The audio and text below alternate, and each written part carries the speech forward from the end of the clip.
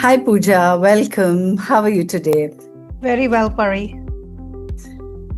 So lovely. Today we are here to discuss very briefly how uh, nations can become sustainable coaching spaces. And with that, we're going to straight away deep dive into the first question.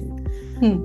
What does it truly mean to build a sustainable coaching nation or organization? I'd love to hear your thoughts. Yeah, so I first of all, I deeply connect with this theme, Pari, because I truly believe that coaching is no longer something meant only for certified coaches or any leadership program per se that we would run for the organization. I believe the world today needs more conversations where there is deeper listening, more reflection, there is more human touch, right? And also listening to the unsaid, the energy around it. So I feel that, perhaps if more of us could embody the essence of all of these, skills of coaching or competencies per se in our being and embody that, whether as parents, leaders, entrepreneurs, when we're talking to our colleagues, even our partners. Can you imagine the quality of the relationship, workplaces, and communities would fundamentally change, is how I see it. So when I hear the phrase sustainable coaching nations, I don't just hear a professional theme. I'm hearing an invitation, right? It's an invitation to create a culture where people feel safe to think, to express, to contribute and grow to their fullest potential.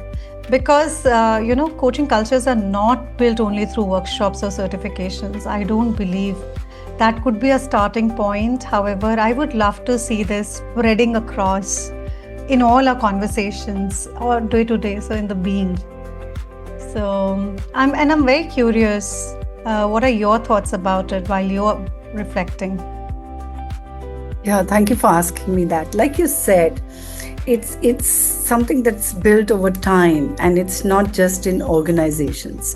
When we talk about culture for a nation, the sustainability is going to happen when you can do it at all levels, in our homes, in our interactions with individuals, and of course in organizations where we create awareness, ownership, inclusion, and growth in every single conversations.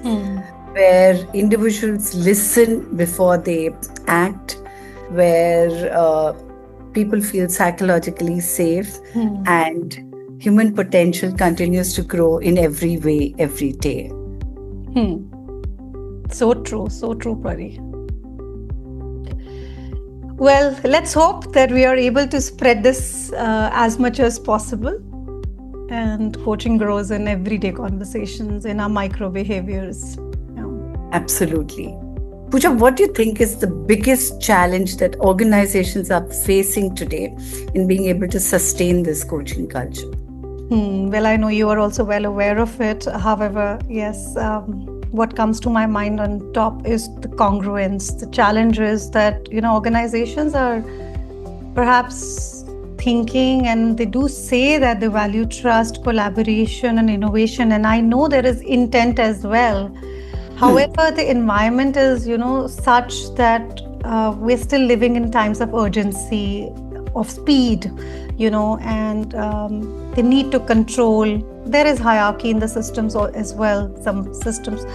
So that tends to put us into the constant problem-solving mode, right? So coaching cannot sustainably thrive where people feel unsafe. Because if there is speed, there is hierarchy, there is control and urgency, the environment becomes such where the person is expected to perform over just pause and think. So it's more of a reactive, I would say, because of the speed that we are, being asked to operate at. However, I feel that it can be built only through how leaders respond under pressure. This culture that we are wanting to really spread, it can only penetrate when people can disagree safely. They can have their own opinion. They can voice their own opinion. and leaders are genuinely listening to it. So I don't blame the leaders. I know there is so much of pressure, there is so much of complexity that one has to navigate. However, it's very imperative that we are still able to pause and respond, and we make it part of our being rather than just, practicing one-off kind of a tool or a competency. Yeah. Absolutely. Like you rightly said. Yeah, sorry. Sustaining requires leaders who embody presence, where systems reward reflection and collaboration, not just performance, Pooja. And organizations encourage leaders to slow down and take risks. Slow down long enough to listen to what is said and what is unsaid. Because cultures change through micro moments. And that requires a lot of holding space, presence, and slowing down. So true. Yep. We at TPC are doing everything we can in different ways, by bringing in workshops, bringing in that change through what we do across regions, especially Europe and Asia. So anything you'd like to say about how TPC leadership can help sustain and move towards driving coaching nations? Yeah, you rightly said that our endeavor is to kind of create this culture as much as possible. And at TPC, we don't believe that coaching cultures are built through some isolated workshops or interventions, as you're very well aware, Pari. So they're built through sustainable, shifts that leaders can actually embody in their mindset, the behaviors, day-to-day conversations, and, it can kind of really show an impact on the entire system. So we take a systemic approach wherein we are taking leader as not just one entity. Even when we work with the leader, we are keeping in mind the whole wider system.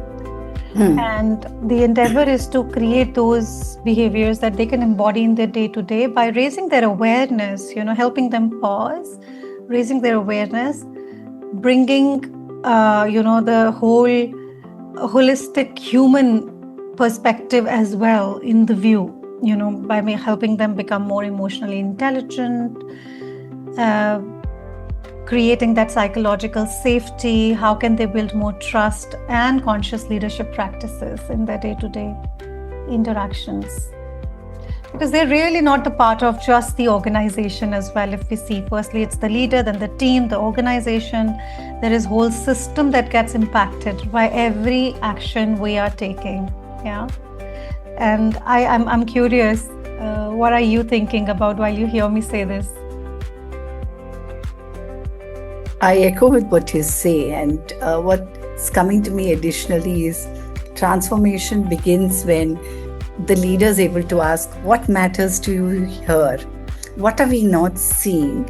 And how may I support you to build this further? And when individuals do this individually and collectively, that's when organizations start seeing those shifts. And when multiple organizations shift, they're part of the ecosystem, they're part of the nation, then you see the nation making progress and building in that coaching culture. There are a lot of instances that we are seeing and hearing on LinkedIn, we're reading, where individuals not only in Europe, Asia, but across the world are doing their bit to bring in that sustainable coaching culture. And that's so wonderful, and that's what I love about our work, Pari, and feel very honored that we have been fortunate to find this path to create some little impact and hoping that impact grows. I'm truly in love with this theme. Let's hope that we are able to raise as much as awareness. It was wonderful reflecting on such an important topic with you, Pari. Yeah, thank you. Likewise, and looking forward to making that impact and taking it further. Thank you for your time, and wishing everybody a happy International Coaching Week. Beautiful.